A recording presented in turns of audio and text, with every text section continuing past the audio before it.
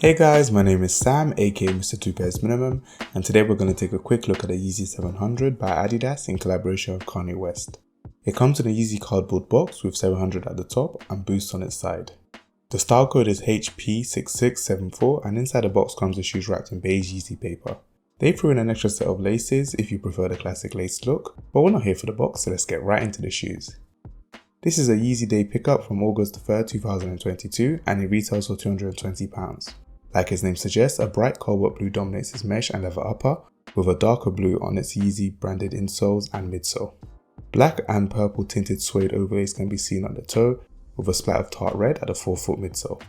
I went true to size for a snug fit, but you can go up half a size if you want some space at the toe area. Honestly, these are getting a straight pass rating. It's just too blue. There's blue and then there's this. The color blocking will definitely turn heads, but I don't think it will be in a good way. Let me know your thoughts by commenting 2 pairs, pick up or pass, and why in the comments below. Thanks for watching. Use my discount code 2pairs15 for 15% off at Liquid Proof for all your footwear and aftercare needs.